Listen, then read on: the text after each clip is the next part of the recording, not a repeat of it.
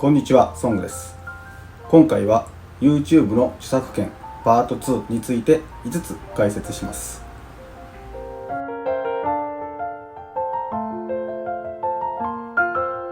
以前出した動画ではざっくりとした著作権の概要を解説していきましたが、今回はもう少し掘り下げた内容を5つ話していこうと思います。それは音楽、画像、映像の利用について、アイコンについて、読み上げについて、歌うことについて、営利目的以外の利用についての5つになります。これは YouTube チャンネルを持っている方全員に関係するとても重要なことですし、今すでに投稿している動画やこれから投稿する予定の動画にも全て関係し、今後の YouTube 運営に大きく関わってくる内容となっていますので、ぜひ最後まで聞いていってください。そしてもし投稿している動画が著作権法違反になっているかもしれないって人は、まずこの動画を見て実際自分の動画がどうなのかをチェックしてみてください。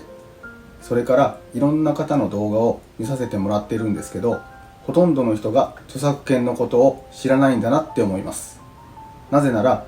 今のネット社会に全く対応できていないんです。 YouTube だけではなく Instagram や X などの SNS をやっている人、それからサイト運営やブログなどをやっている人、基本的に著作権のことを知らないと本当に大変なことになります。なので必ず勉強してください。著作権を知らないっていうのは、サッカーで例えるならキーパー以外選手はボールを手で触ってはいけませんよね。それから相手選手を押したり掴んだりしてはいけません。そういうルールを知らないでプレイするのと一緒なんです。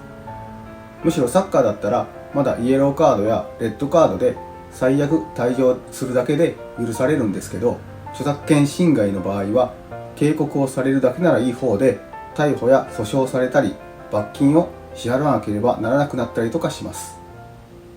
YouTube の場合だったらイエローカードなら警告、レッドカードなら動画を削除されたりチャンネルがバンされたり、それよりひどくなると逮捕や訴訟が発生します。最近の YouTube は容赦なくバンしています。それなのにみんな著作権違反をしているんです。今バレていなくても、今許されていてもって考えていませんか？法律っていうのは日々改定されたり、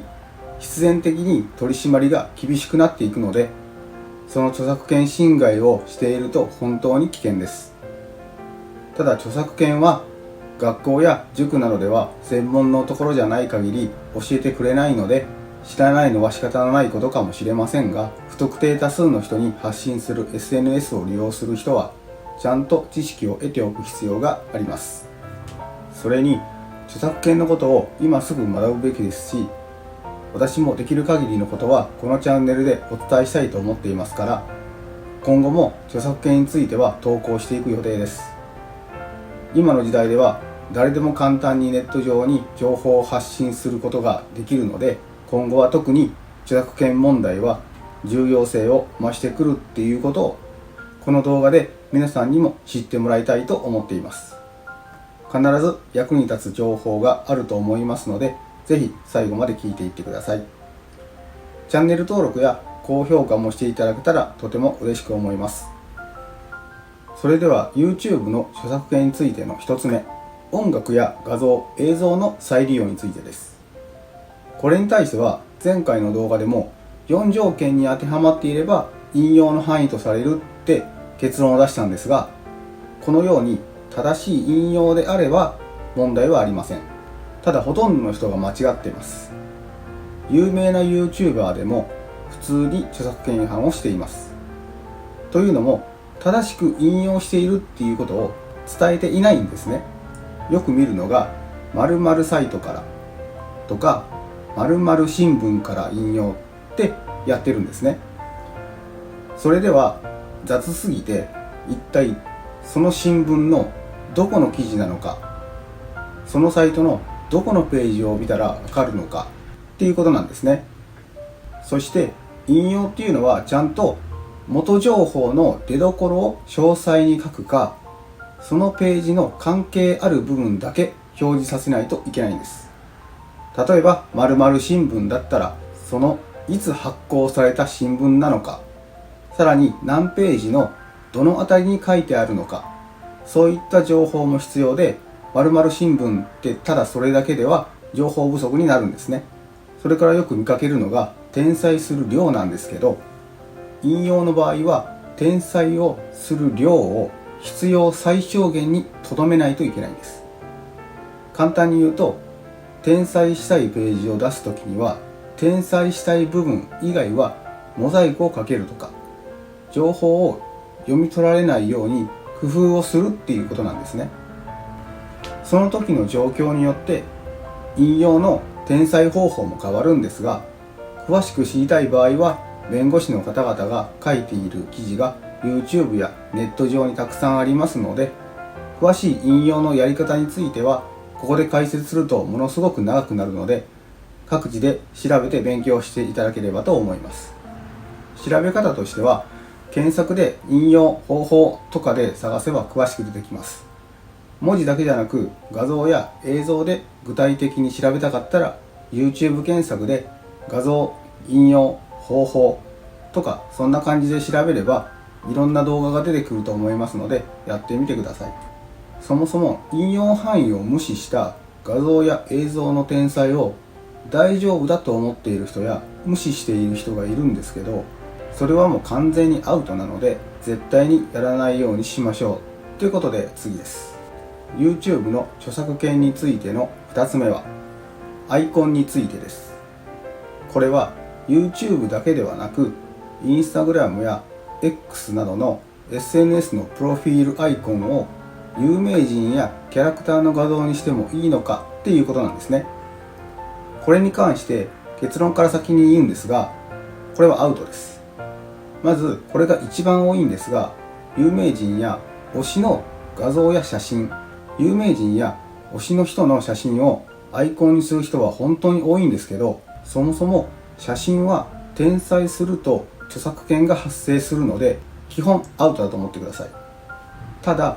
基本的には機械的に撮った証明写真のようなものは著作権が働かないと言われています。でも実際に証明写真で撮った画像なんてネット上なんかにはないですよね。なので写真の利用はやめましょう。そしてキャラクターっていうのも複雑なんですけど、このキャラクターっていうのは創作性が強いものなので著作権が発生する可能性が非常に高いと言われています。あと言い忘れてたんですが、人物の写真っていうのは肖像権の問題も発生するので、著作権とは別の問題も出てくるっていうことは注意してください。それからこれはあくまでも個人的な意見なんですけど、一般の人が自分の SNS などに有名人や推しやキャラクターのアイコンにしていた場合、違法であっても訴えられるってことは少ないんではないかなと思います。よく推しの人をアイコンにしている人がたくさんいますけど、これはその人を宣伝するっていう意味も含まれますので、ありなんじゃないかなっていうのが私の見解です。でも基本アウトなんで、それは頭に入れておいてください。ただその一般人が社会的に強い影響力を持ってしまって有名になってしまった場合は、訴えられるリスクも出てくる可能性があります。まあ私はしないですけど、いずれにしてもやらない方がいいと思います。やるなら直接本人の許可を得てからやりましょう。それでは YouTube の著作権についての3つ目は読み上げについてです。これはどういうことなのって思うかもしれませんが、映画やドラマ、本などの内容を YouTube や TikTok などの動画を配信するプラットフォームで読み上げていいのかっていうことです。これについては基本的にアウトです。ただ1コマだったりそのキャラクターの有名な決まり文句、例えばワンピースで言うなら海賊王に俺はなるっていうセリフとか短い文面に関してはセーフなんです。文面ではどのくらいまでなら大丈夫なのかってことなんですが、これは文部省のページに記載されたものを見たんですが、本の 2,3 行くらいを紹介する程度なら大丈夫みたいです。なのでその本の 2,3 行前後を単に読み上げるって程度ならセーフと考えてもらっていいと思います。ということは、コミックも1コマ2コマ程度なら大丈夫なのかもしれませんが、何ページも読み上げてしまうと、それは著作権侵害のリスクが高まっていくと思っていただければいいと思います。ただし、本の内容を紹介したり要約してもアウトになりますので注意してください。これは結構やっている人たくさんいますけど、著作権侵害のリスクが非常に高いです。これは本だけではなく、映画やドラマの内容も関係してくるので、安易に紹介と言って公開はしないようにしてください。続いて YouTube の著作権についての4つ目は、歌うことについてですね。これは著作権パート1で解説した切り抜きと同じような感じなんですが、基本的に不特定多数に公開する場合はアウトです。なんですが、これには条件があって、 YouTube は JASRAC と契約してるんですね。なので市販されている音源をそのまま使わなければセーフなんです。ちなみに JASRAC っていうのは日本の音楽をまとめて管理している団体のことを言います。なので JASRAC の契約の範囲内であれば、自分で演奏して歌ったりアカペラだったり自作の音源を使うのはいいんです。それと市販されている音源っていうのは CD とか Apple Music とかでダウンロードした曲のことになります。あとはカラオケの音源も使用できないので注意してください。なので、もし市販の音源を使う場合は、その音源を制作した会社に許可を得る必要があります。かなり高額な支払いが必要となる可能性があるので注意しておいてください。それでは最後、 YouTube の著作権についての5つ目、利益目的以外での利用についてです。これを解説する前に転載についての大まかなルールを話しておきます。これは著作権の転載についての条件になっているんですけど、まず著作権に関する法律は国によって異なりますが、一般的には以下のような規定があります。転載の条件。著作権法は転載や使用に関する条件を定めています。一般的には著作権の許可を得るか、あるいは著作権法で認められた利用の場合に限り転載が許可されます。ただし、引用や教育目的など一定の条件下での使用が認められる場合もあります。非営利目的の利用。一部の国では非営利目的での使用に関しては難しい制限が緩和されることがありますが、これも国や地域によって異なります。例えば教育、学術研究、報道などの非営利目的であれば著作権法で許可される場合がありますとなっています。ということは、